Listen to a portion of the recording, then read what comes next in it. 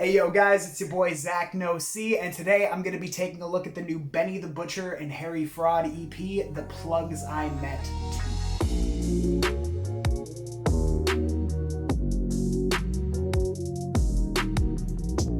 This is the brand new project from Griselda Records co-founder Benny the Butcher. If you've had your finger on the pulse of the hip-hop underground for the past several years, then you've likely gotten familiar with these guys, at least in passing. Griselda's impressively prolific approach to releasing music and their hip-hop fundamentalist approach to creating it has led Benny alongside Conway the Machine and Westside Gunn to amass a catalog of almost 40 records between them over the past 7 years. If you haven't heard about any of these guys from either the Hitler Wears Hermes, Tana Talk, or Everybody is Food mixtape series, then you've likely at least heard some of their work that they've done with artists like Freddie Gibbs, Denzel Curry, or Tyler the Creator, among others. So in the past, I have been a little lukewarm on some of the releases coming out of the Griselda camp. Their dusty, sample-heavy boom-bap beats, as well as their very golden age approach to lyricism, is usually enough to satisfy most pretentious old heads, but in practice the formula is a bit too static for me. Regardless, it would be quite difficult to argue that the label's current approach to releasing music isn't working for them. Griselda has made a name for themselves by flooding the underground with album after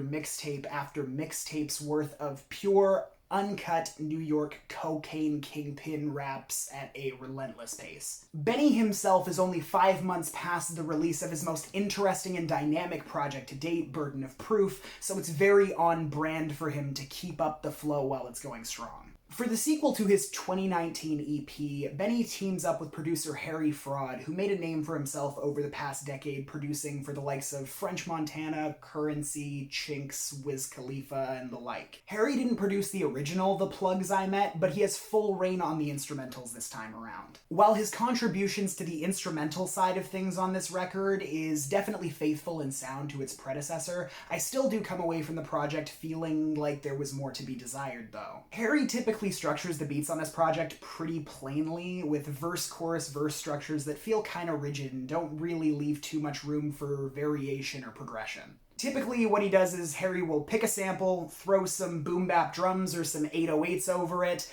diversify like 2 or 3 sections to kind of vary it up during the song a little bit, and then just repeat that exact same beat once you've made it past the first verse and chorus. The beats on the original The Plugs I Met weren't exactly a master class in this type of production or anything, but with Benny having just released an album where he raps on some of the most imaginative beats he's ever written on, it is really hard to ignore the fact that this project is kind of an instrumental step back. Benny isn't really one to cover a huge range of topics in his music either, so when he doesn't really have production that's particularly interesting backing him, things do start to feel a little bit samey from track to track. Thankfully, the project kicks off on a high enough note with the bright and prideful When Tony Met Sosa, which serves as a little bit of a mission statement for the record. It features one of the best sample and percussion combos that the entire EP has to offer, and Benny comes right out of the gate with a very slick flow and entertaining punchlines. Benny brings some very authoritative verses where he expresses his supremacy over rappers who fake their claimed street backgrounds. I love the sample on this track, and I think that the very deep sub-bass that's laced into the percussion on this track really adds a lot of impact to what I'm hearing. And the high notes continue onto the second track, Overall, featuring the late Chinx Drugs. While there isn't too much topical deviation to divide this track from the previous one, it does have one of the grandest hooks on the entire EP, both vocally and instrumentally. Both Benny and Chinx bring an excellent energy to their verses and show a lot of chemistry on the track as well. I do really like the sample on this one too. Honestly, I think this might be my favorite track on the record altogether. I just can't seem to get enough of it. The hook has an almost summery kind of West Coast vibe to it, which is really surprising to me for Benny's music, and to be honest, it's actually a sound that fits him really well. When I'm on those afternoon drives and this comes on, I really can't help but just bob my head to it. It's just such a vibe to me. Building off of the sound of the first track, it's actually a really cinematic continuation that makes this point in the album almost feel movie-like. Plug Talk featuring 2 Chainz is a respectable enough cut in itself. While it doesn't have one of my favorite beats on this project, 2 Chainz and Benny do bring a lot of personality and witty lyricism to the track. And it does feature a simple but deceptively catchy hook. At this point on the record, though, the lack of variation in song topics and a now very obvious formula on how the production is approached does start to weigh on me a little bit. And unfortunately, Plug Talk isn't really enough of a showstopper for me to hold on to the excitement that had been building up to this point on the record. The stylistic monotony isn't really completely remedied by the next track, Live By It, either, but it still succeeds in being one of the EP's most impressive moments in spite of that. The track features an absolutely excellent hook from Benny and very dense verses about the importance of street rappers who find success maintaining their authenticity. You live by it, you die by it. The track is just tough as nails and is admittedly real stank face inducing when it does come on, and Benny is at his most convincing on this track as well. Still though, I can't help but be at least a little disappointed in the lack of variation stylistically, topically, and instrumentally at this point in the record. It's actually kind of unfortunate that the project is sequenced the way it is. Despite how fantastic of a song Live By It really is, I mean, the fact that it's stuck shoulder to shoulder with so many songs that aren't quite as good but were so obviously made in a similar headspace really does take away a lot of the track's bite. That's not to say that the following track, Talking Back, featuring Fat Joe, is a bad song or anything. It's just that by the time it comes on, I've heard this formula repeated so many times already that it's really hard to just focus on the positive aspects of it. The cinematic vibe that the record was displaying in the beginning has been all but traded in for a very mixtape,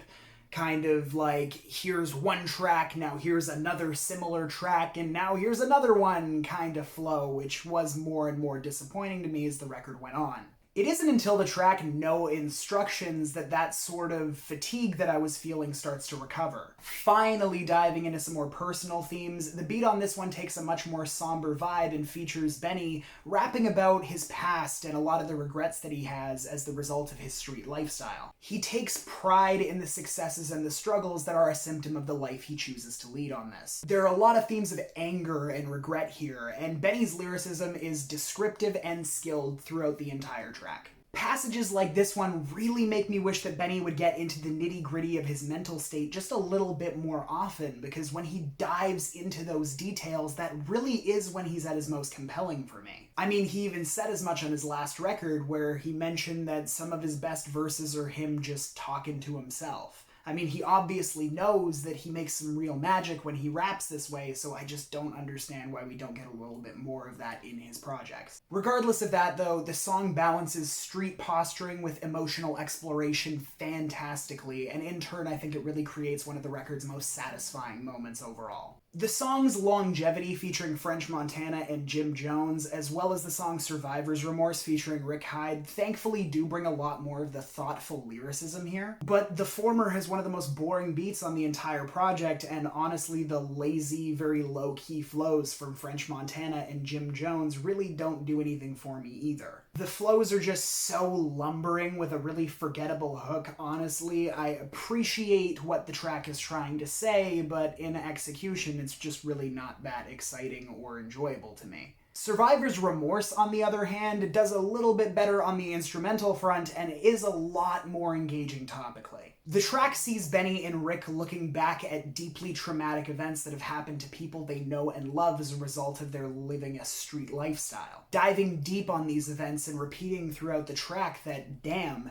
that could have been them. It's a great track, and it's certainly one of the best ones here. I just wish that it, as well as No Instructions, turned up a little bit earlier on in the track list to maybe break up some of that topical monotony that I experienced in the first half. The record closes off with the song Thanksgiving, which is an excellent roll credits kind of moment. Benny is bringing out all his receipts, and he is demanding respect from both other rappers as well as the streets, saying that they should thank him for everything that he has done and accomplished in his life. The instrumental on this cut is without a doubt my favorite since Overall, and the luscious string samples as well as the twittering synth pianos really add up to create a very epic finish to the project. It's a really high note note for everything to close out on, and it ensures that the EP is bookended by some of the best that Benny had to offer. So, all in all, while I did find a lot to enjoy about this project, it didn't really prove anything to me that I didn't already know. This is really my first time paying this close attention to a new Benny project, and honestly speaking, I see a ton of potential in what has been going on for his past couple of releases. He obviously has a ton of skill and a grasp of the hip-hop fundamentals, and Harry Fraud gets the job done well enough to tie this up into a pretty enjoyable listen.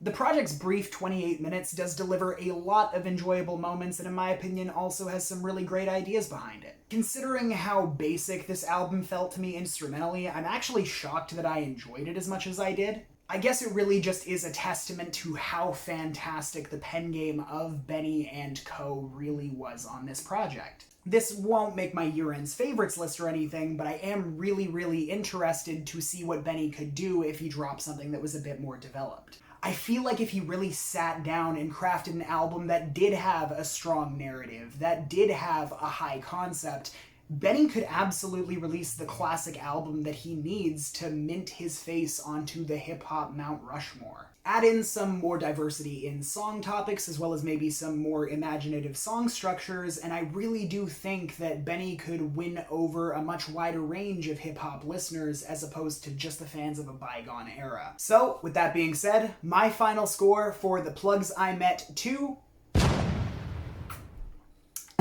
Thanks to everybody who watched this video. If you like what you saw, be sure to drop a like, and if you're new here, hit the subscribe button and also hit the bell to get notified anytime I drop a new video. In addition to that, be sure to follow me on Instagram @_NoCNotes for access to my exclusive live streams and other content. I appreciate you coming by, guys. Thank you for watching NoCNotes. My name is Zach NoC. Stay hydrated, and I will see y'all next time. Peace.